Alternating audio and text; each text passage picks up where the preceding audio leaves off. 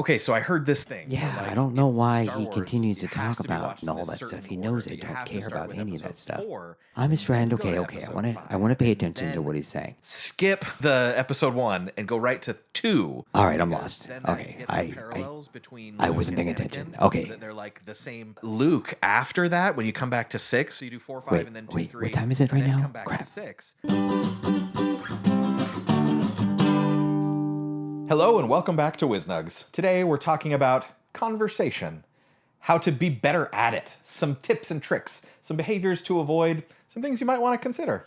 So in my mind, conversation breaks down to conveying information to somebody else that you're going to have some type of interaction with, right? So I could make statements in themselves and have nobody who has any interaction with it, right? I'm stating them for a particular reason. It could be a presentation, could be like something at work, or I'm at some kind of convention and I've been asked to give in a speech of some kind. So I'm going to state some information and I'm conveying the information to people who are not going to have any kind of retort or response to it, maybe after the fact. Sure, like a Q&A at the end or whatever. Sure, but in regular day, we're going to have conversations with people, people that we love, people that we like, people that we don't like, complete strangers.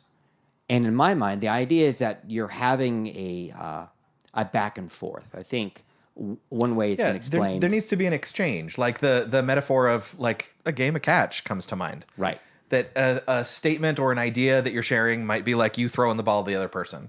And if the other person just ignores it and goes on with what they were saying, that would be them dropping the ball of your conversation. Right. And there's also the idea of we bring in the analogy of like playing catch. I think interviews are more of like I'm going to throw some softballs over to, and if that term has been used, Yep. I'm going to lob the softball over to the guy and he's going to hit it out of the park because these questions have been designed to like, I'm not really having the conversation per se. I'm going to give you some questions that I know you know the answers to. And this is the whole point of this interview is for you to be able to hit these balls as I'm lobbing to you so you can give the information out to the people who care about this information. And that's not truly a conversation in that sense because it's not a interaction of ideas or thoughts or information in that situation. Sure. Interview as a type of conversation. It's not a give and take. It's really one person is trying to get information out of another person in a very specific way for evaluation purposes. And so what I'm talking about in this particular instance of having a conversation is like we do. I'll make a statement of information. You ingest that information, you process it, and then you decide, oh, I understand what he's trying to say, and I'm going to elaborate on it. Or in some cases, I don't quite know what you mean. Can you kind of break that down a little bit? And that's one of the first points I wanted to bring up is when you're in a conversation and somebody makes a statement that you don't quite get the gist of and it's just not clicking, ask. It's okay to ask questions and say, I'm sorry, I don't quite understand what you're saying. Can you kind of elaborate on that for me? Or I'm not familiar with that term. What does that mean? And if you're the person making the statement and then you get that feedback, break it down. Don't be offended. Don't feel like that you're superior or in that nature. But at least try to think, okay, I want to make sure that this person understands what I'm saying. So let me try to find some analogy or some way to break it down so that's in under more understandable terms. Or some synonyms sometimes can be really helpful. Right. You've used a certain word that they're not familiar with. Okay, well, what does that mean? Is there another word that conveys the same meaning? Go for it. Just get these things out. So I had a conversation with a person at the doctor's office that I've had an appointment that I had recently. And I was having a conversation with this gentleman and he was explaining his work history. And I'd asked a question that was based off of, is there a temporal time period that would lead you to a path to a different position? And he looked at me and he kind of cocked his head. He goes, I don't know what you're trying to tell me or trying to ask me. I said, is there a way for you to get to a better position even if you accept the position that you don't necessarily want? Oh, I get it. Is there a way of getting an entry-level job that's a foot in the door, and then you can internally transfer to another job later? So I realized after the statement was made that maybe there wasn't a need for me to get too verbose, right? I could have expressed it in other terms, but in my mind, I always want to use the best words I can use. It's a little bit of like, I know the English language enough to be able to have those kind of conversations. A little bit of, I don't want to treat you like a dummy and think that you don't know these words. And so when he addressed me and said, I don't know what you're trying to tell me, and then broke it down, then he understood. It's like, okay, well, maybe he's not used to that type of conversation. It's possible. And that's not an indicator of anything except for they'd never had that kind of conversation before, at least not expressed in those terms. I think it's important to recognize that it's okay. Speak as you would normally to your peers. And if you're having a conversation that you may or may not be a peer, and there is some confusion about what you're trying to convey, take the time, break it down, explain it in terms that they understand. Or even ask them, well, what part did you not understand so I can elaborate for you. Yeah, and if you're on the other side of it, there's a couple of those situations where you've said something and then it goes, what's that word mean? You explain, and then they go, why don't you just say that then? Don't be that guy. Right. Let it go. Have a little bit of intellectual curiosity. If you're not familiar with something, be like, oh, okay, I get it. And move on. Or even be like, oh, I've never heard that word before. I mean, the very first time I heard the word parsimonious, I'm like, what the heck word is that? Well, you know what frugal means, right? Well, I've heard of frugal. I've heard of that term, but what is parsimonious? That means that you're frugal to the nth degree. I'm like, so give me an example. And the example was given, basically, the guy refused to upgrade his phone to a smartphone because he had this plan that was like very, very cheap. But it limited the number of texts he could send out, and the text he was charged like per letter. I don't know how it worked, right? Right. Grandfathered into the oldest, cheapest plan you could possibly have. And the screen on his phone was broken, so he couldn't even see what was on there. He had memorized the number of clicks he needed to do in order to get to the number that he wanted. And I'm just like, dude, you're being ridiculous. He said, yes, that's parsimonious. It is to the point of being so frugal that it is beyond logic and reason why you're doing that thing. Just to save a penny. Yeah, just so that I don't have to spend an extra penny, as you phrased. But I was like, to me, I wasn't like, well, why don't you just say that you were cheap? I didn't do that. I was like, I've never heard that word before. That is interesting. I'm going to keep that word in my brain. I very seldom have the opportunity to use that word. Most of the time, it's just talking about a word I learned that I never get to use. But it's a good. To me, it's a good learning experience. So one of the guiding principles, you might say, is like in the words of the great Ted Lasso, be curious, not judgmental. Which, of course, Ted Lasso, he actually was quoting Walt Whitman, I believe. And in this case, the meaning, if it isn't completely obvious, is if you're going to be that person who says, well, why didn't you just say that then? Well, you're being judgmental about the situation, and you're not being curious at all about maybe learning a new word, or maybe just that's not the word that came to the person's mind, so so they said it differently. Yeah. But being judgmental about it is shutting things down. Being curious about it is, oh, interesting.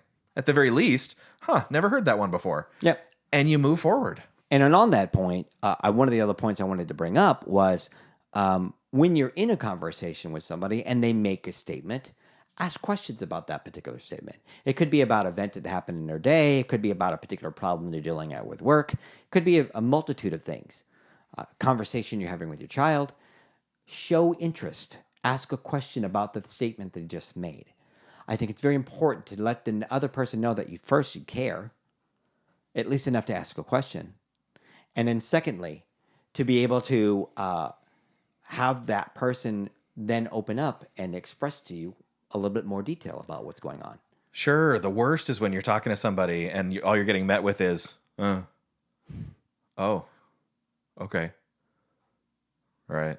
Now, it's okay on that. It's okay to have some canned responses. It can be super helpful, right? Especially if you're used to like being the problem solver, right? This is the famous, if you haven't seen it before, I'll try to find a link to it.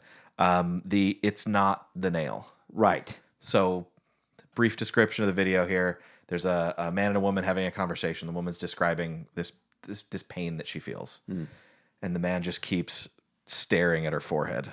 But for the first little bit, they don't show you her forehead. They just show you, and she's talking about just how awful it is and how all of her sweaters get snagged and all this. And then he keeps going, you need to, and the woman is expressing, stop talking about the nail. It's not about the nail. It's about how I feel. And then it pans back and you can see she's got like 2 inches of Yeah, very nails large sticking nail. out of her forehead. Yeah. And in a situation like that, I think the video is illustrating that the man is like, you have a very clear problem and it's not going to get better unless you take action. And it seems to me that you're really complaining about the problem, and I can see it right in front of me. And often we take that as men, that's a standard thing, to feel like we have to fix the problem all the time. That if I can see there's a problem, I got to fix it. As Vanilla Ice famously said, if there was a problem, I'll solve it. Right. You can't just let it be, like Paul McCartney said. And we talked about this before in one of our previous episodes, where sometimes what we want to do is when this person comes to us, whoever they are, and they start talking about what's going on, and we take a moment and say, okay, before we go any further, I just want to understand, do you need me just to hear you? Or do you want me to give you some solutions or possible solutions going forward and having them express that to you? We've talked about this before. I think it's a very important thing to keep in mind sometimes when you're having these conversations. Especially with someone that you care about and you want to continue to have ongoing conversations with them. There's going to be times when you just need to tell what's on your mind. That I'm not looking for a way to solve this. I need to talk about what's going on with me. And sometimes this is a common thing that I learned about in my communications class in college is what they call report talk versus rapport talk. Okay, so what's the difference? So in general, men exhibit what's called report talk, Okay. which is we're just conveying information. If I'm telling you about a problem, it's because I want your input on how to solve the problem. Because why else would I tell you about a problem? It's about report. It's about just info. Women have a tendency to be more along the lines of a rapport or relationship. So communicating is just a matter of continuing and strengthening a relationship through talking. And it might be about talking about what's going on with me, or it might be just talking about this thing that I saw on TV or whatever. That if you're just talking, because that's how you have a relationship, that's how you experience some form of closeness with the other person. And I understand from a man's point of view, and I am guilty of this as well, is when that type of conversation comes up and they're talking about a commercial or they're talking about something that they saw or something. I have no interest in any of that, but I realize that I need to at least acknowledge that we're having a conversation about something, and I'm like, oh, well, that's interesting. Oh, I didn't know. Well, that's cool. One other technique that I've learned for this, one thing, like we talked about, having some canned responses, just prepared. And be genuine, use them genuinely. Don't just say it just to say it.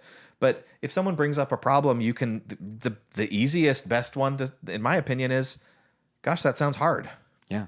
I'm sorry you're going through it. Another way of thinking about this that I heard is that thinking of conversation like a game of Uno. Okay. So for those who aren't familiar with the game of Uno, it's a wonderful game. I highly suggest you seek it out. It's a sort of a matching process. You're going to have cards with different numbers and colors, and you have a pile that you're playing into. And the idea is that you're supposed to match a number or a color. Okay. Broad strokes. So if somebody plays a blue 7, and you're looking at your hand and you go, well, it's my turn now. I don't have any blue 7s, but I have a green 7. You can play that green 7. You have to match either the number or the color. Or you could put down a wild card. That's another one that you could play. And you can see in conversation how sometimes people are going to match the tone of what you're talking about. But it's going to feel like it's coming out of left field what it is that they actually say. Because if you're talking about a time when you experienced rejection, they might say, oh, well, I too was rejected. I applied for this job and I didn't get it. And you're talking about my girlfriend broke up with me. Right. It's like, those aren't related at all in my mind, because I'm seeing, well, I played a blue and you played a green. That's Right. not the same. Right. And they're thinking, you played a 7 and I played a 7. Right. So that's another way that we can consider what's going on in the conversation and respond with some form of match. if the best that you've got to contribute is, oh man, that sounds hard. Yeah, I was having feelings of rejection too with this job thing.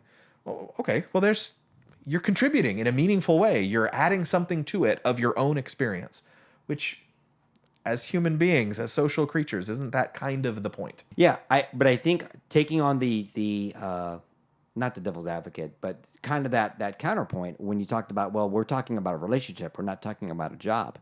And this is what we do as people. Well, that doesn't relate to what I'm doing too, because I'm talking about a hard breakup with my partner, and you're talking about some stupid job that you had. That's not even the same thing. And then we take offense, and then when we withdraw, and then we don't want to have any part of that conversation anymore, not realizing that the feelings themselves are equal, right? They have that same value. They both produced. They're both sevens. Yeah. Yep, they both produce a 7. Well, his is a green 7, mine's a blue 7. Yeah, but they're still 7s, and that's the point. But we will withdraw from that, or we try to belittle that person, saying, well, you don't get it. You don't understand. You don't know what it means to be in a relationship.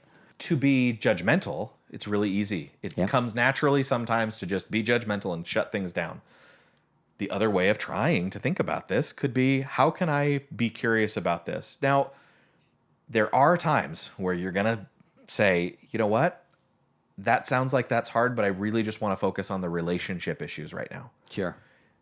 That's talking about conversation in that kind of meta stepped back way of saying, first of all, I just need someone to listen. I don't need someone to help solve the problem. Right. Second of all, I'm really just fixated on this relationship right now because it's the biggest thing going on in my life. If you don't mind, if we could just devote some time to this, I'd really appreciate it. In programming terms, we call that keeping it in scope, right? We want to keep what the conversation that we're talking about within the scope of what I'm trying to frame it into, and that's perfectly fine.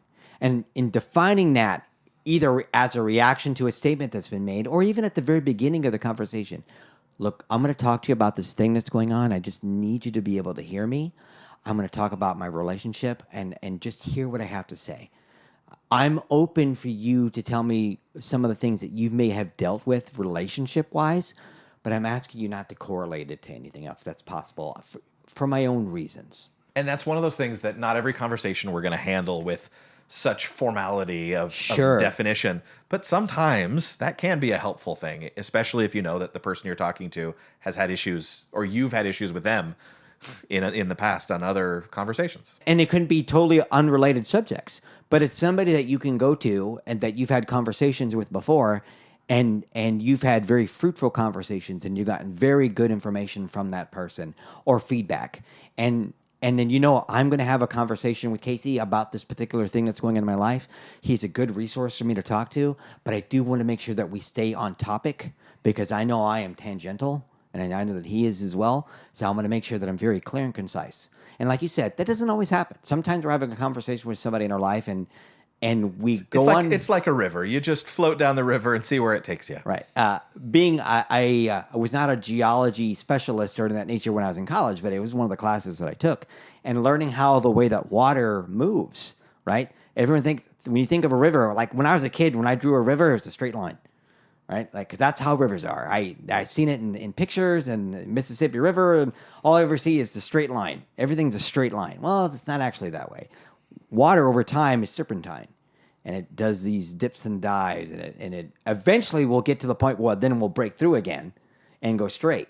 But that's only because as it has been moving and the erosion has caused it to become thin at these walls. But its normal way of moving is like this. Knowing that that is how water naturally flows, it only makes sense when we compare conversations that they would also do the same thing.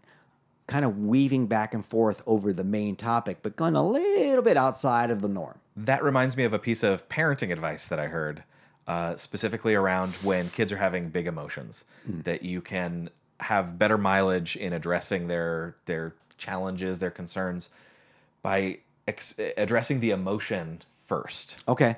So if, just to take the example, a little kid, that their cookie broke and they're just devastated because now it's not a cookie anymore. It's a broken cookie, yeah.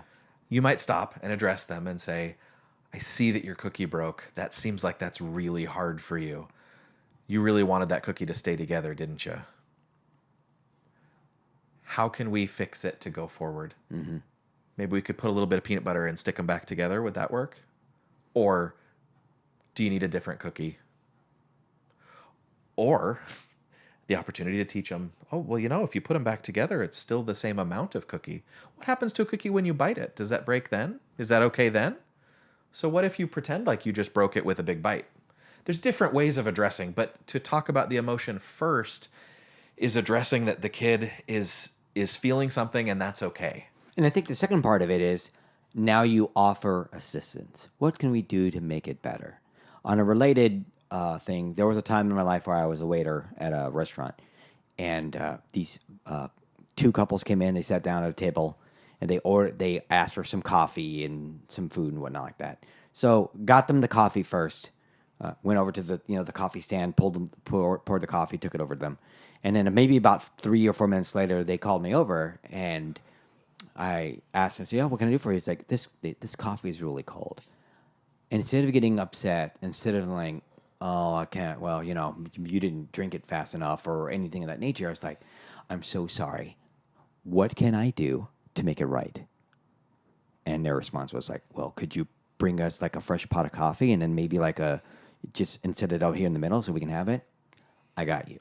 Went into the kitchen, made a fresh batch of coffee, found one of those little plug-in warmers that you can plug in anywhere.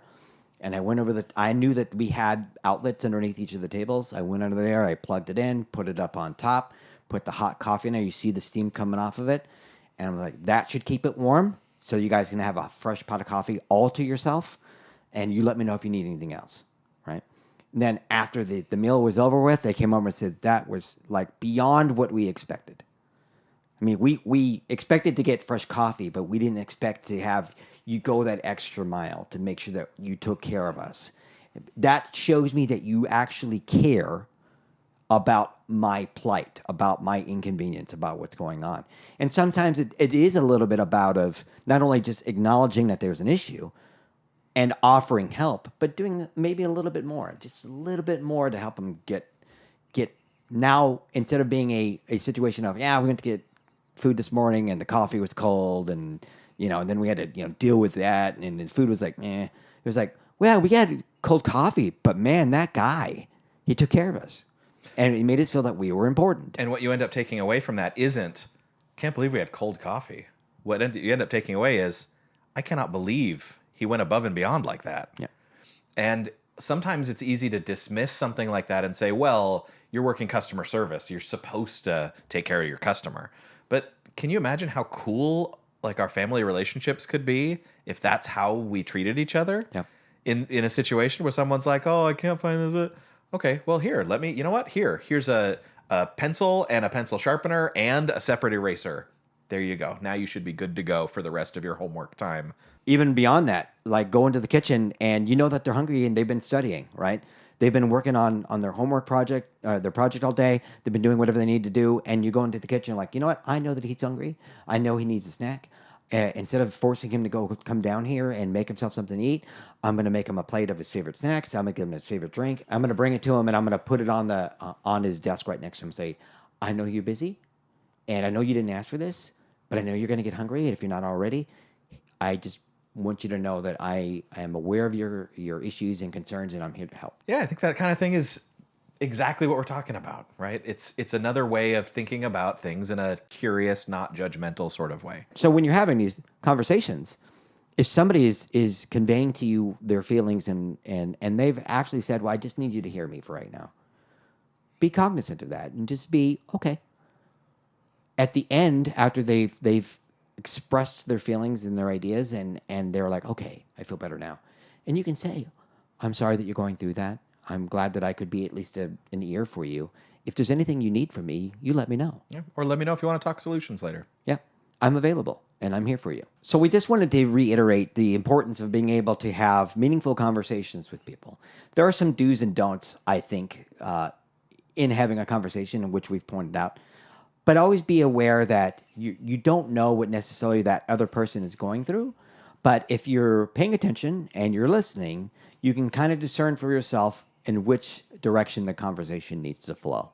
And remember, be curious, not judgmental. Thanks for joining us on WizNugs. We'll see you again next time. Thanks for joining us today on WizNugs. If you liked what you heard, spread the word. For more information, head over to mywiznugs.com.